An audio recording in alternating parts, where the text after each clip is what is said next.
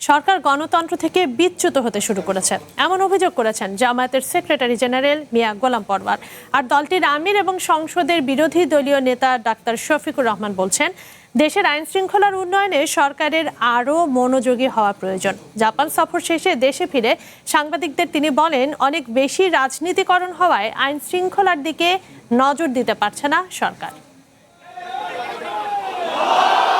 জাপানে ৮ দিনের সফর শেষে শনিবার দুপুরে শাহজালাল আন্তর্জাতিক বিমানবন্দরে নামেন বিরোধী দলীয় নেতা ডাক্তার শফিকুর রহমান। এ সময় তিনি সাংবাদিকদের মুখোমুখি হন। সফরে জাপানের গুরুত্বপূর্ণ ব্যক্তিদের সঙ্গে সাক্ষাতের বিষয়গুলো তুলে ধরেন বিরোধী নেতা। গাজীপুরে একই পরিবারের ৫ জনকে গলা কেটে হত্যার ঘটনা নিয়ে সাংবাদিকরা প্রশ্ন করলে বিরোধী নেতা বলেন, আইন শৃঙ্খলা পরিস্থিতি উন্নয়নে সরকারের আরও মনোযোগী হওয়া প্রয়োজন। সরকার এখন বেশি পলিটিসাইজ হয়ে গেছে। এখন পলিটিক্যাল জায়গাগুলো দখল করার কাজে ব্যস্ত থাকলে তো এই সময় হবে না। এই সময় দেশের মানুষের নিরাপত্তাকে আগে নিশ্চিত করতে হবে। তা আমরা সরকারের প্রতি আহ্বান জানাবো, ভারতের বিধানসভা নির্বাচনকে কেন্দ্র করে সেখানে যাতে বিশেষ কোনো ধর্মের মানুষকে টার্গেট করা না হয় সে বিষয়ে তিনি ভারত সরকারের দৃষ্টি আকর্ষণ করেন।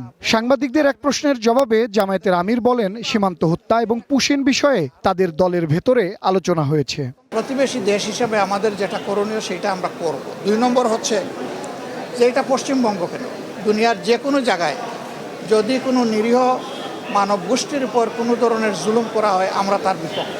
পুশিনের যে বিষয়টা বলেছেন এটা আরও যাচাই বাছাই করে যদি সেই রকম কোনো বিষয় আমাদের সামনে আসে আমাদের ভূমিকা আপনারা দেখবেন ইনশাআল্লাহ। এদিকে সকালে নীলফামারীতে সাংবাদিকদের সাথে মতবিনিময় করেন জামায়াতের সেক্রেটারি জেনারেল মিয়া গোলাম পরওয়ার। তার অভিযোগ, সরকার গণতন্ত্র থেকে বিচ্যুত হতে শুরু করেছে। যেই ক্ষমতায় এসেছেন এখন সংবাদপত্রের যেসব জায়গা, যেসব কণ্ঠ সরকারের অন্যায় অপকর্ম বিরোধিতা করে সেই সব মিডিয়া হাউসগুলো বন্ধ করো, চাকরিচ্যুত করো, তাদের কণ্ঠ টুটি চেপে ধরো।